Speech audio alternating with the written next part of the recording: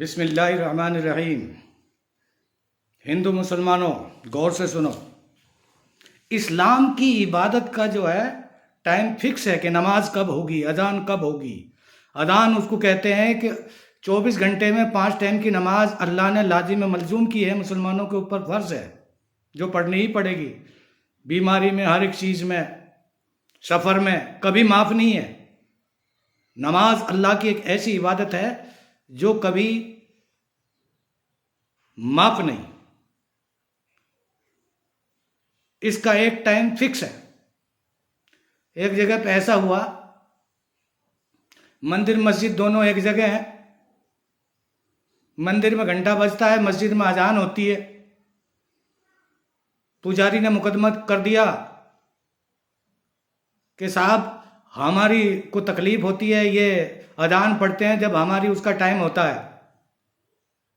Magistrate نے فیصلہ کیا کہ بھائی تو اذان پڑھ کے دکھا۔ پجاری نے مقدمہ کیا کہ ہم کو ڈسٹرب ہوتا ہے، مندر میں صبح صبح ہم گھنٹی بجاتے ہیں، اپنی پوجا پاٹ کرتے ہیں، اسی ٹائم پہ ہی اذان پڑھتے ہیں، ہمیں پریشان کرتے ہیں۔ مقدمہ کر دیا، کیس ہو گیا، عدالت میں پہنچ گیا۔ مجسٹریٹ نے جب فیصلہ کیا تو یہ پوچھا کہ بھائی تو گھنٹہ بجا کے دکھا۔ پجاری نے تو مندر میں کیسے گھنٹہ بجاتا ہے وہ دکھا۔ مجسٹریٹ ایسے ہی تھوڑا بن جاتا ہے۔ پجاری نے پھٹافٹ گھنٹہ بجایا کہ میں ایسا گھنٹہ بجاتا ہوں۔ پھر اس مسلمان سے کہا، مولوی صاحب سے، تو اذان پڑھ کے دکھا، مسجد میں کیسے اذان لگاتا ہے، کیسے اذان پڑھتا ہے۔ اس نے کہا جی میری اذان کا ٹائم نہیں ہے، میری اذان کا جس وقت ٹائم ہوگا اسی ٹائم پہ اذان ہوگی۔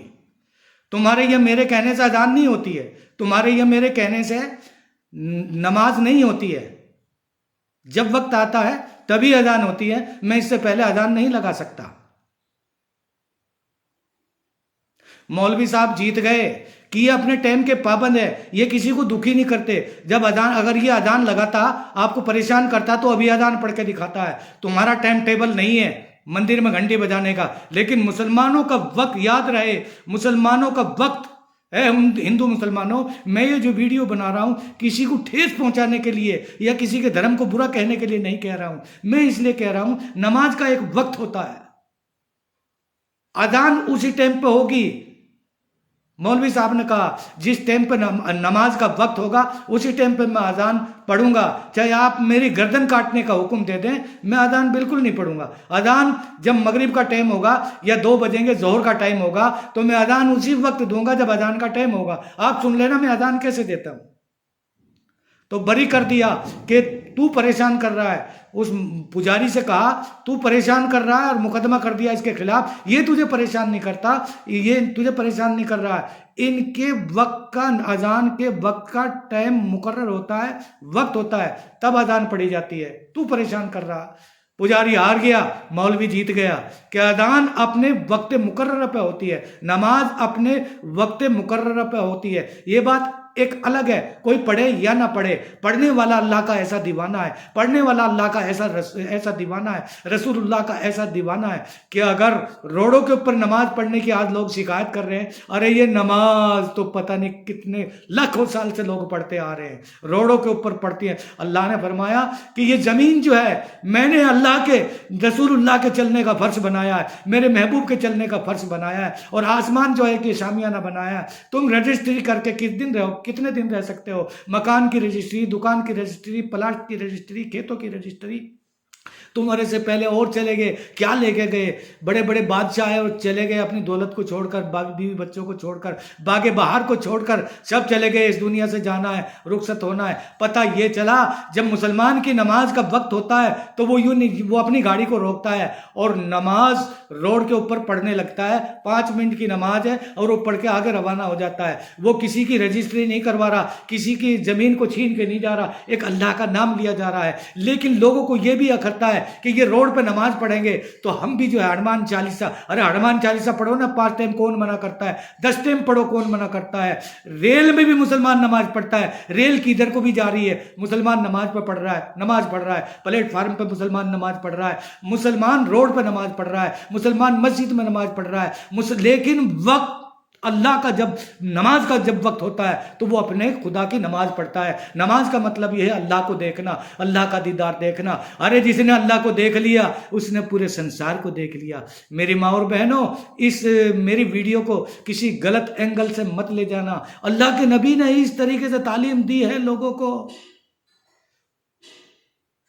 ایک لڑکا لڑکی مسلمان ہو گئے, بہو بیٹا مسلمان ہو گئے, ماں کو تکلیف ہوئی, ماں نے کہا کہ تم مسلمان ہو گئے, محمد کا کلمہ پڑھتے ہو اور میرے گھر میں رہتے ہو, تو میں اس گھر کو چھوڑ کے چلی جاتی ہوں. اپنے گھر کی اللہ کے نبی نے کس طریقے سے لوگوں کو تعلیم دی, کس طریقے سے اسلام کو پھیلایا, کس طریقے سے اسلام کا آغاز ہوا, کس طریقے سے اسلام کی سٹارٹنگ ہوئی, کس طریقے سے اسلام کی بہترین اور اچھی عادت کو لوگوں کے دلوں تک پہنچایا, لوگوں کے دل و دماغ میں بسایا, لوگوں کے دل و دماغ میں اسلام سے پیار کروایا کہ اللہ کیا چیز ہے. اسلام کے ذریعے سے لوگ اللہ کو, نماز پڑھنے کا مطلب یہ ہے کہ آدمی نماز پڑھے گا تو وہ جنت میں جائے گا. یہی ایک مقصد ہے, جہنم کی آگ سے بچ جائیں, یہی ایک مقصد ہوتا ہے. نماز پڑھنے سے کوئی کسی کی دولت پہ قبضہ نہیں کرتا, نماز پڑھنے میں کوئی راجنیتی نہیں ہوتی, نماز پڑھنے سے کوئی 420 نہیں ہوتی, نماز پڑھنے سے کوئی نماز کسی کو چوری کرنا نہیں سکھاتی, نماز کسی کو ڈاکہ ڈالنا نہیں سکھاتی, نماز کسی کا گلا کاٹنا نہیں سکھاتی, نماز کسی کا حق دبانا نہیں سکھاتی. نماز یہ سکھاتی ہے کہ کل ہماری موت ہوگی, ہم دنیا سے جائیں گے, یہ تھوڑے دن کی زندگی ہے, تو مرنا سب کو ہے, اس دنیا سے جانا ہے, تو نماز ہم کو جنت دلوا دے گی. یہی ایک مقصد ہوتا ہے نماز پڑھنے کا.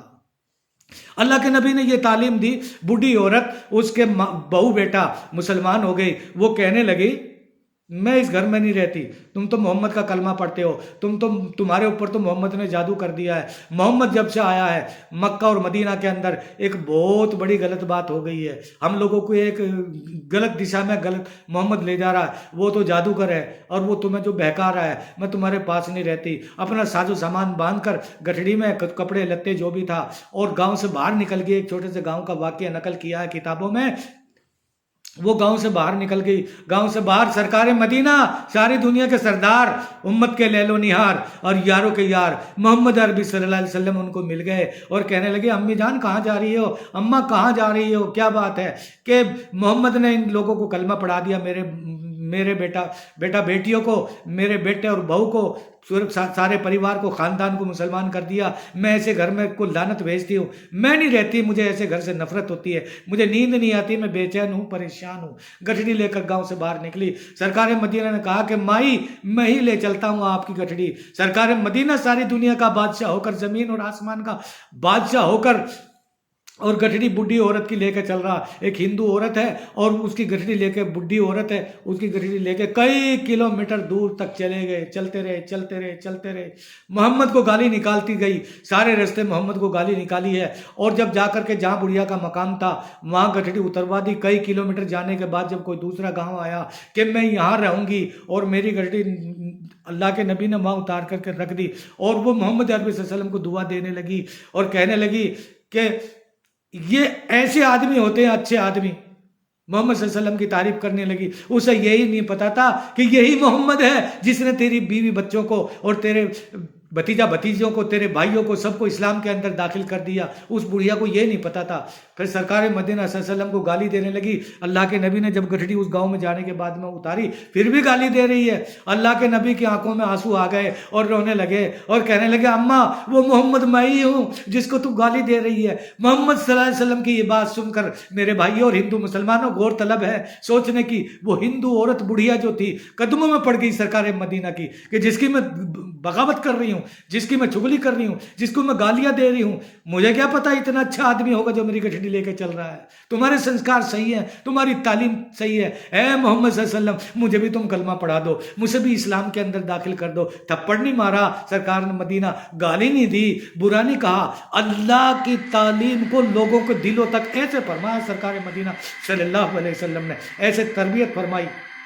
اللہ مجھے اور آپ کو عمل کرنے کی توفیق عطا فرمائے.